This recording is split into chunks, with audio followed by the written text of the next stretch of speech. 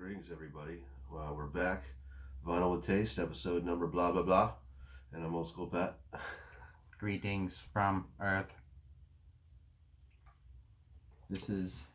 What's the name of this episode? I don't know what we're going to call it, but we're talking about raga. This is the episode we're going to talk about some serious raga. And 86 to 96. And if you guys are unfamiliar with the term, raga is basically just reggae played entirely or mostly from digital instrumentation. And it does happen to be the biggest selling reggae. Besides the Bob Marley in his heyday, it is absolutely the most popular form. It was huge. Music. And basically the popularity came in two waves. I'd say the first wave was that was really huge was the early 90s, where you had Shabba Ranks and Super Cat and Cuddy Ranks and them guys there, Cobra, and then you had a period where you had very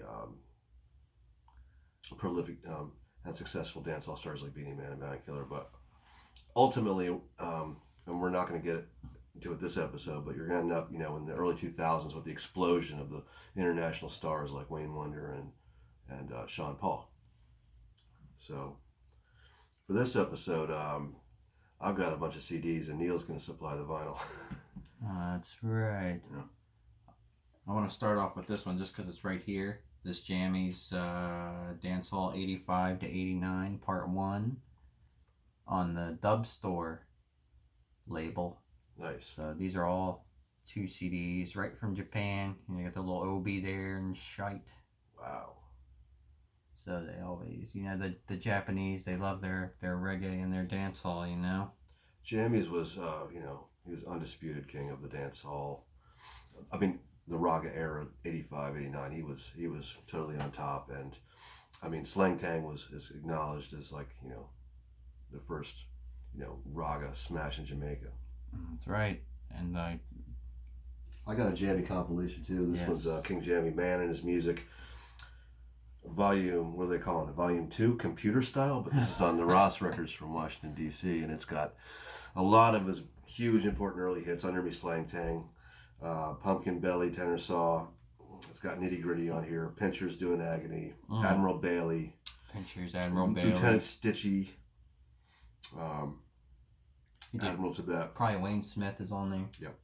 So this was, I would say, one of the better compilations until the one Neil got is a double disc, so I'd probably go with that one. And didn't you have another one on, I think it was on Pressure Sounds or something like that? Jammies? Oh, yeah.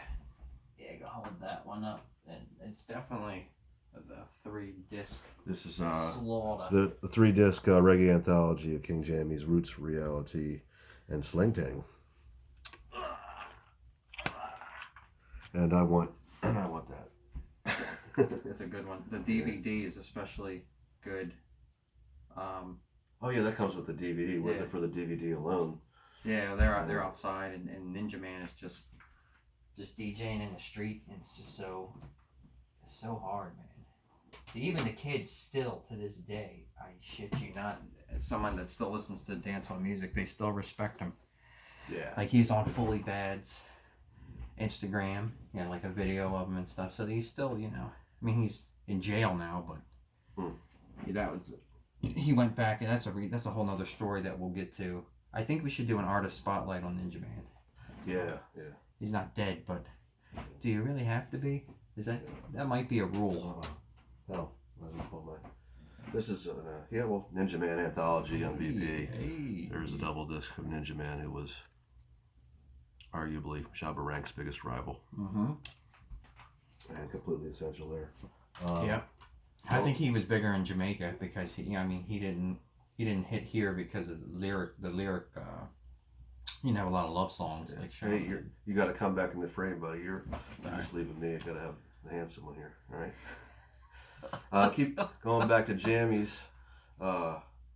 This is Dean Fraser's Big Bad Sax, which is hornsman Dean Fraser's going all over King Jammy rhythms from the mid 80s. Which one's that? Big Bad Sax? Yeah.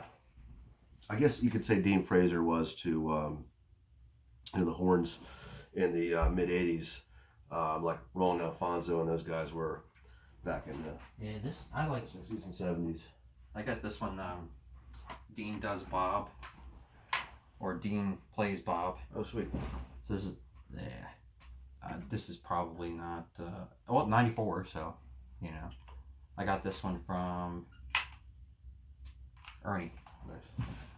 The old Ernie.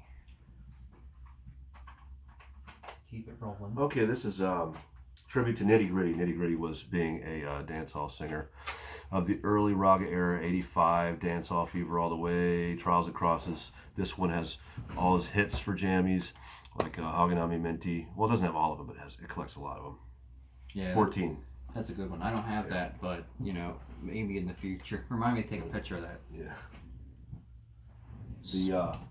Just the sheer number of Raga releases in the Raga era in the 90s. You saw Jamaica putting out, like, on an average, like about 5,000 records a year. Official releases. Very hard to keep up with. So one of the better ways, I think, to get, your hands on some quality dancehall would be the compilations, of which there are several worthwhile compilations. I brought you some. In every country kind of had their own thing, Yeah. including Jamaica, United States, the UK, Sure. Japan. This is the Raga Raga Raga series. I bought a few of those to show you. Raga Raga Raga being a trustworthy That's a good one. Raga compilation. That second time they showed up on our show, the first was the biggest dancehall anthem, 79 to 82. Oh yeah, that's right. We talked about More Raga Raga Raga. 2008. Look at you with the later shit. I got this one in Look at Jamaica. that. Look at that. 09 was when I was actually in Jamaica for 09. Sumfest. Got the God, why Gaza did I bring all fight. this Raga Raga Raga? Okay, biggest dancehall anthems. Here we go. This is another reliable series for getting Raga compilations. Probably got Vegas on it. This one's from 99, biggest Raga dancehall anthems in 99, but for every year, they came out all the 90s and the 2000s. For every year, all the hits are there, true and correct.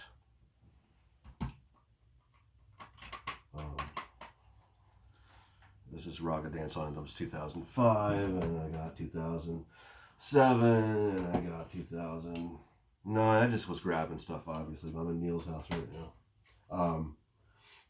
Oh gosh, I even have a couple Reggae Golds. Reggae Gold series started in 1994, and they're I don't think they're a bad. Oh, this is 96. I don't think they're a bad no, maybe compilation series. now they are. Now they kind of they don't suck now. It's just you're not really getting what I think that you should get. Right. But rolling back to 86, I want to talk about a couple of records. At least I thought I was going to talk Also, about Strictly the Best series, Green Sleeve Samplers, Yep. Just Raga, all those series are really equally reliable. Good Raga. Good Raga. Mm-hmm. You know what? I'm not going to go in. I was going to go in order from 86 to 96, but I don't have to. No, you can do whatever you want. Your show, man. Well, I mean, I don't want to take too much time from me being me. But Who's that? Junior Delgado? Yep, 86. Oh, nice. Produced by Augustus Pablo. Oh, good. It sounds like the time. Ragamuffin year. 86. Yep. That's what it's called. Oh, okay. 86. So I like it. I like that one. Also from 86, if I can find it here. Of course, that's not what I want to talk about right now. Here's one from 86. This is Super Black, 1986. We Ready for Them. This is on, voiced at King Jammy Studio, mixed at King Jammy Studio, edited at King Jammy Studio. Oh, yeah. So, yeah, I like this one. Where did I get this?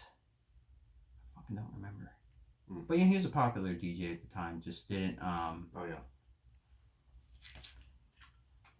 I don't know if he's still around or not. To be honest with you, Pat, I couldn't tell you. That I don't know. No.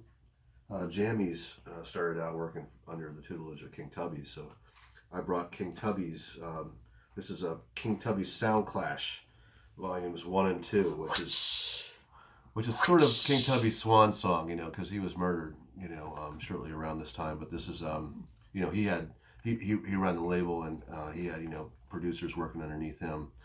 Put this out. This is Sound Clash material in here, which is, I think, Alton Fuzzy Jones. What label? Was the guy in it. Made in Canada, like King Superpower. Tubby's. No, Canada. Sonic Sounds was the distributor. I mean, this is I love the artwork. not something you see a lot of. Luminous or whatever that looks like. That looks like him. Don't you hate butchering names? Yeah. I do, and I do it all the time. Oh, here's a good raga compilation. Various artists, hardcore raga, which came out I think in '88, and it's all like it collects the best of Gussie Clark, his raga productions for the time, which are the biggest names and the biggest hits of the period. Gregory Isaacs doing Rumors, J.C. Lodge, Telephone Love, Lady G, Shaba, doing Mr. Loverman with Deborah Glasgow, Coco T, Tiger, Papa San, Crystal, all around the world tonight, yeah. With here's one, Yammy All Stars. This is '89 though. This compilation. You got Pat Anthony, Tony Tuff, Thriller You, Sugar My Nut. Who's Bimbo? It's I've never heard of it. Run Rude Boy Run. Run Rudy Run. Run Rude. I could tell that's an alias for somebody, and I'm gonna be retarded, but I could tell you who it is right now. Talk about another release here while I'm looking at this. Sure. Steely and Clevie, I think they came out of Jammies too, but became producers in their own right. And guess who it is? Who is it? It's Garnet Silk. Oh yeah, yeah, Garnet Silk. I think he recorded under their name Bimbo and Little Bimbo when he was really young. Yeah. Wow. See, we're getting it together. We're getting our mental facilities together. Yeah, it's been a month. We gotta.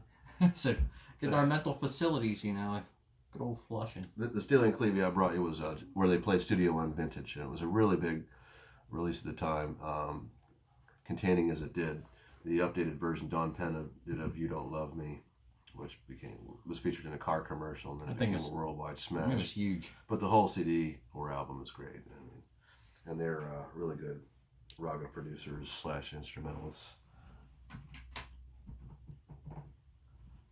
Cuddy Ranks, another early '90s DJ up there with Shaba and Ninja. Cuddy Ranks was a butcher, and he cut. And this compilation here is a 2-discer anthology, and it's got a lot of his hits. Swinging back, just because I see him out of my eye here. Oh, I see that too down there. The Half Pint. Powerhouse. 89 or 87. Nice. No Man is an Island. No Man is an Island. So this is a Prince or King Jammies rather produced. Raga right there. Well, produced by George Fang on the Powerhouse label. It's not me. Okay. In Jamaica, a lot of times a digital rhythm would come out, and there'd be many, many versions made of that rhythm if it was a hit. And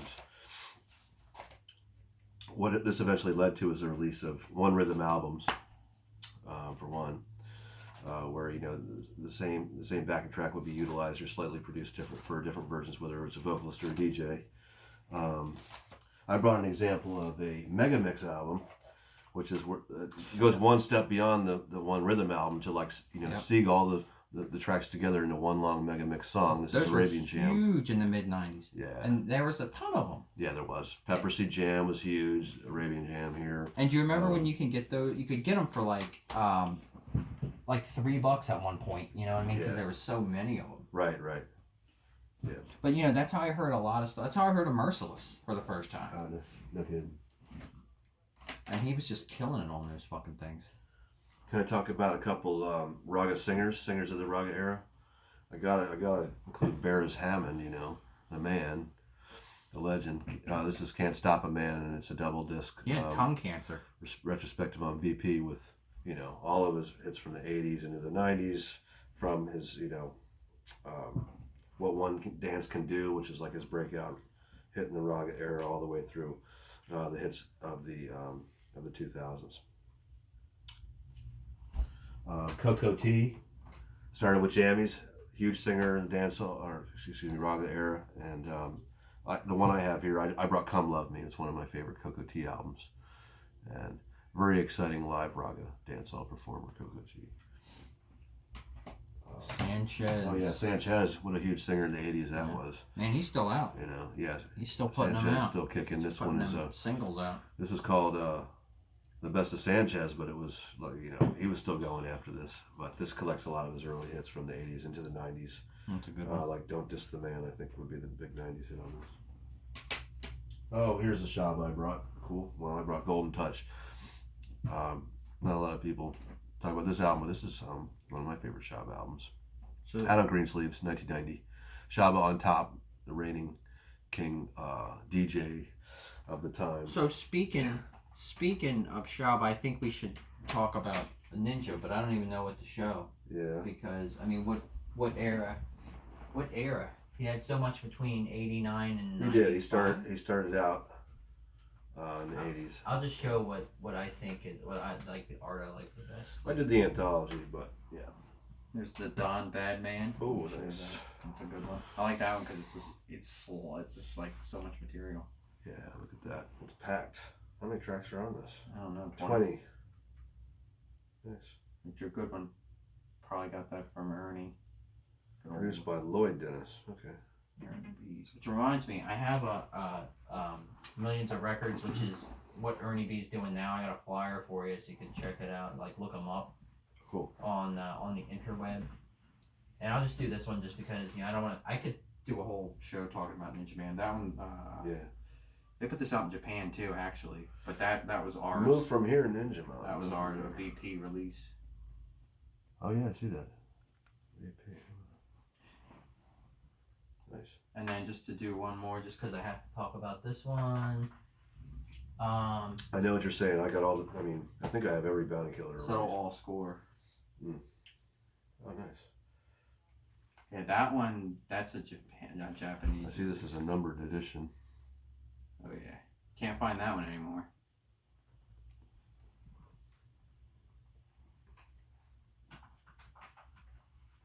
Oh, and this one is good too. Returns. Ninja Man Returns. When he in fact did return.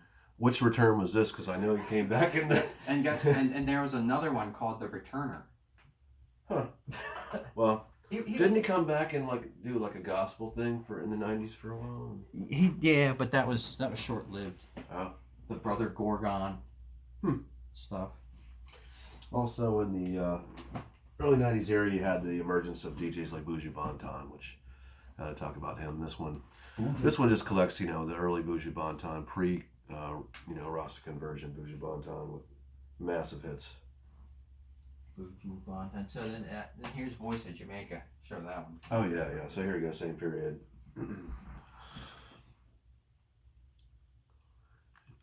Buju, of course, having the rockstone gruff voice that has been popular in Jamaica. One of the best ones to ever do it. I agree. Yeah. Still doing it on the new album. I mean, yeah, what she said was really killer. I really, really liked it a lot more than I thought because it's so much better than Before the Dawn. You know, well, that's good. And that was the one he put out right before he got locked up. Was Before the Dawn. So this one's just like. This is Till Shiloh, Buju Banton's 1995 album. That's just considered a Stone Cold classic at this point. My little brother had this. I have this. You know, it has the big hits like Murderer on it and Champion. It has Till I'm Laid to Rest and Nice. Untold Stories. Speaking of beats, do you like Buccaneer? I do. Buccaneer being 90s. He did some. I think he did like he mixed opera with. Yeah, his label is Opera House. Oh, okay. Yeah. I remember him doing like straight opera songs like in a dancehall style. Yep, I got a few of his albums, but we'll just show the first one. Nice. Buccaneer. There he is. Yep, him and he's still doing Pioneering the man bun? Yeah. I don't know what the hell that is. Yeah. But he's just producing now, just like Red Rat. You know, they're just Oh, producing. yeah. They're Red not Rat being somebody, yeah, you should totally pull. Do we have to talk? Yeah, Red Rat. Yeah. We'll get there. Let's Yeah. I got some of the early Bounty Killer, like this is when he's first breaking out, being produced by King Jammies' little brother, Trevor James. Roots, Reality, and Culture on VP. It's called Jamaica's Most Wanted on the Greensleeves label. I think it's the same material. It is. It's the exact same fucking thing. Cause I bought both of them. Yeah, really? Yeah. Bounty Killer, My Experience came out in the mid-90s. This was a fucking huge one with Ghetto People Fed Up, so Fed Up. Hip Hopera, which he did with the Fugees. That was a huge album. I mean, yeah. My Experience might be the best one. I think so. 96, right? Yeah. Show this one. This is the Face to Face with Face to Face, Bounty Killer, and Beanie Man when they were, you know, really, really rivals. And you might say pretty evenly matched back then too. Yeah, they both killed it. Yeah. And this would be the Oh yeah, here's the Greensleeves version of the same fucking thing. Okay, so there you go. Two competing versions, on two labels. Excellent material. I think I have everything Bounty Killer ever did in terms of a general, you know, full length release. Yeah. Oh look, yeah, here's Down in the Ghetto. Yeah. Never got that on CD, but because the CD you get 2 more tracks. Yeah, that's a really good Bounty Killer. Here's what is this one? Fifth Element. Okay. Do you have his attempt at a crossover album, like Next Millennium? Yeah. Yeah, I like it too. Oh, I like the one it, he did with Noriega. But it's definitely his attempt at a crossover album. No doubt. It works. I think it works. No, it does. It certainly does. Yeah. I can give you several examples of when it doesn't, but that's not one. Right. Oh, I can't talk about Bounty Killer, and you brought out this clash with Beanie Man. Here's a Beanie Man best of. It's a double disc on VP. So best of Beanie Man. Normally this comes in a 1 disc edition, but I would recommend getting the 2 disc because. Yeah, I got the one. The shit. I could never find the 2-discer. I'm gonna do a rundown real quick of just some LPs I can just see in my run it down. My iShot. This is one of the ones I was gonna talk about at the beginning. A compilation called "One DJ Won't Do." So this is kind of hard to find now, like especially like in this condition. A little good old racism on the back there.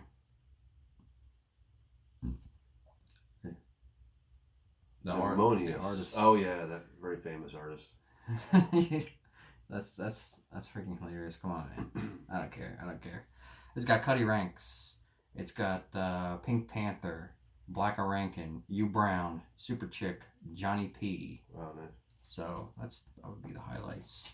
The good old highlights. Let's shove this back in here. We talked about Tiger, did we not? No, we didn't talk about Tiger yet. Let's talk about it now because got the which one's this is off? Me Name Tiger. Tiger, featuring Puppy Love and Nwanga Gut.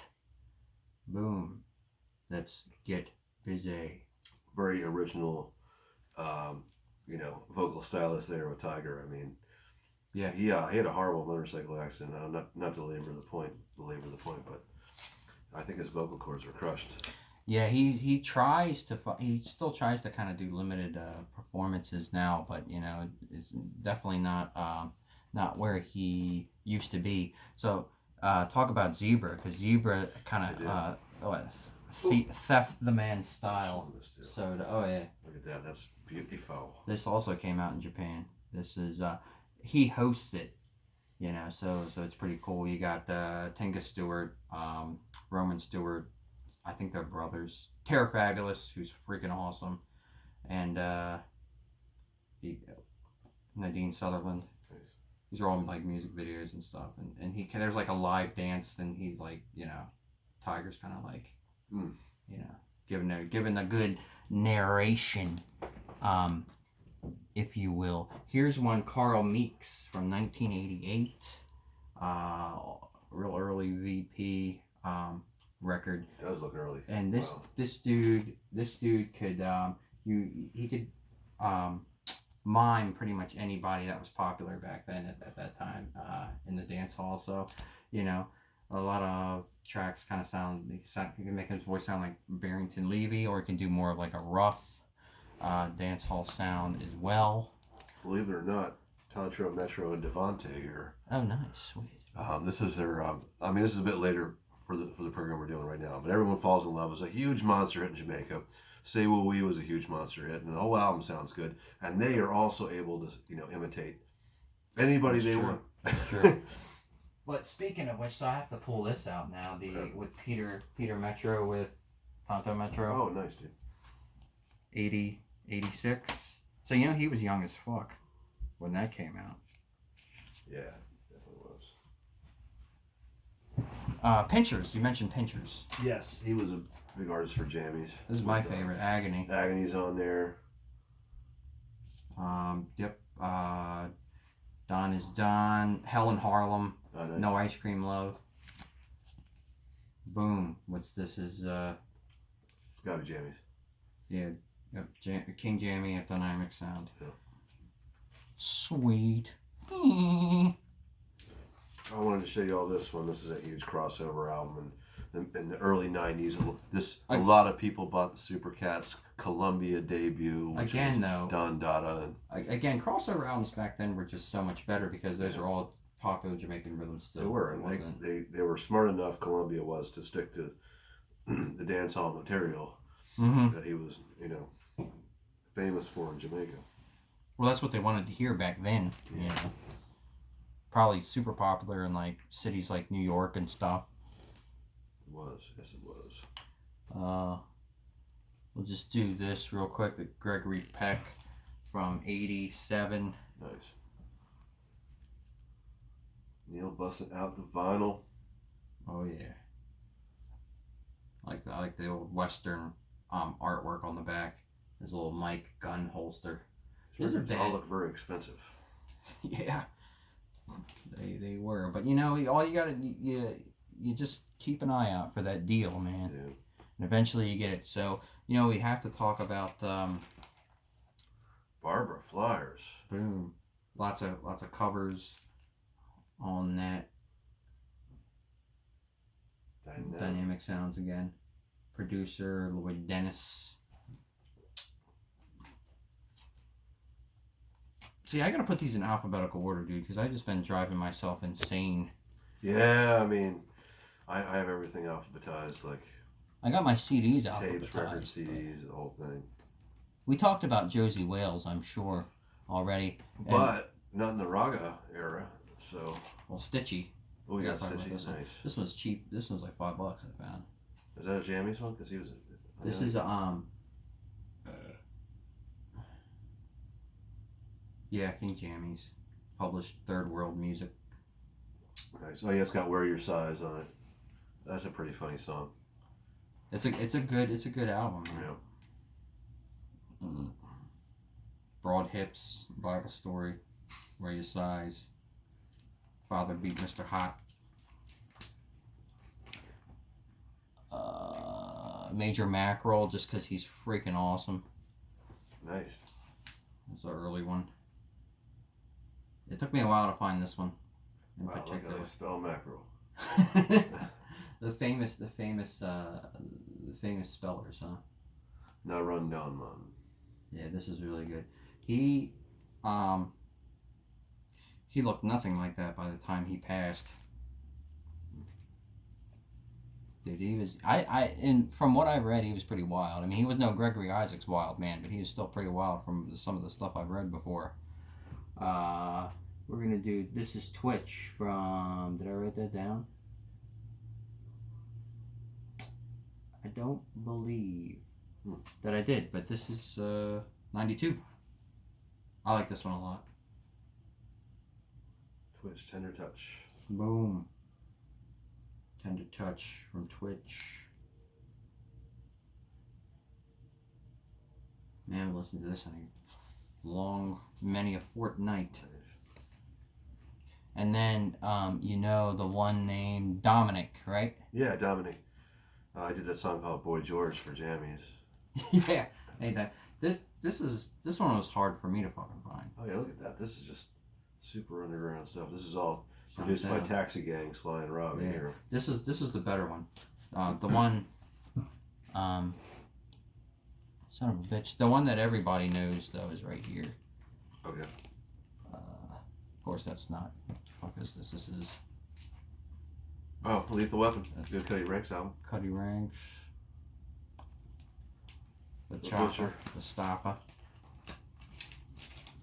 I'll leave that out for a minute. That was on a London label. Stopper came out. It was Profile. Well, so you know the Fashion. Dominic story, getting locked up in Jamaica, is how he started DJing. Oh yeah? He got arrested over there and went to prison in Jamaica, and He's not from Jamaica? no, he's like from the UK.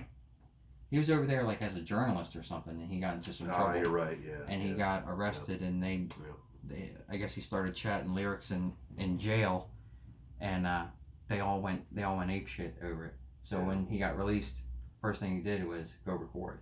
He's got 2 albums worth of shit. Boy George is a good rhythm. Yeah, it's heavy. Yeah. And man, you talk about some lyrics. Yeah. Yes, I mean it should be like those Disney movies and come with like the warning for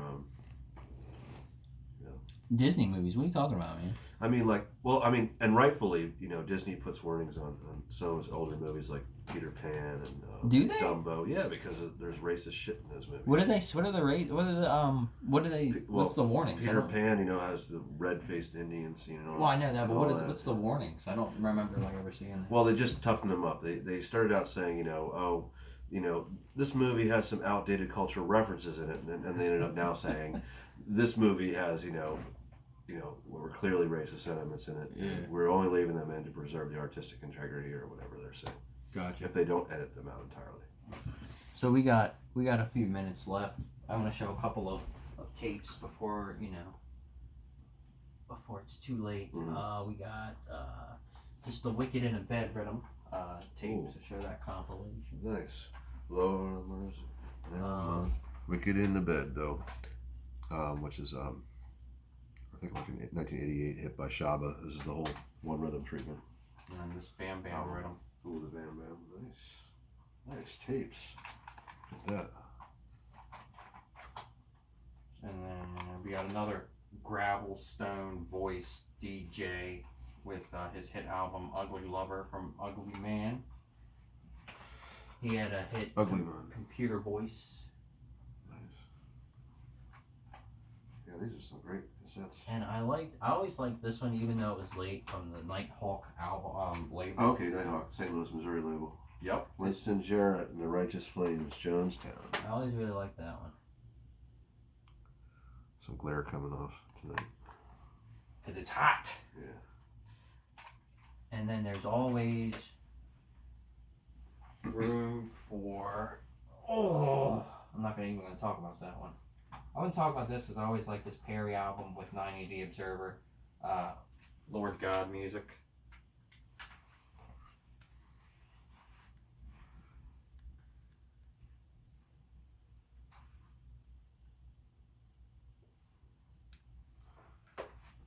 And show this Louis Rankin. The song Typewriter.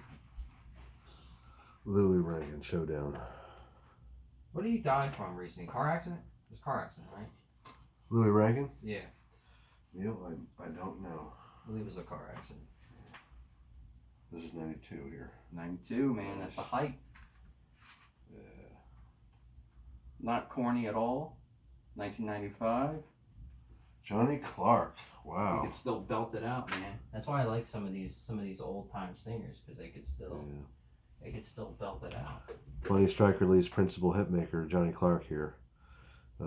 Stryker just died couple weeks ago as of the recording of the show. You did. I just got this compilation too. We're gonna end something that's not from the period at all with this Look Striker at this. Bunny Striker Lee. Early reggae productions, 1968 to 1972. Full up. Wow. Pressure Sounds, man. Good label. It's on here. Nice.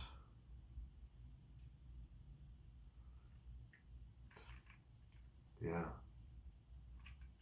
When did this come out? 2014. Yeah. Yeah. They have a part 2 as well. Bunny Striker Lee, being a foundation producer in Jamaica of countless, hundreds and hundreds of classics. I mean, he was one of the first producers to recut old Studio One and Treasure All classics, cut new versions of them, and really, kickstarting the whole dancehall era in the process. And he, just so many songs you listen to in regular Bunny Lee. Encyclopedic knowledge of music and culture, they say, from over there. Absolutely. But I guess we're at our time. We are. That is nuts. We showed you a whole lot of underground rock and some things you can find at the mall if you want to If you have a mall in your area still. Yeah. That has a CD place. Right. We're a little behind ourselves, I think. Yeah. So, all right. Hope you guys dug it. And next time around, we're going to do something completely different. Sure. I think that's great. Yeah. Take care. Zip, zam, bye, swoosh. Boop.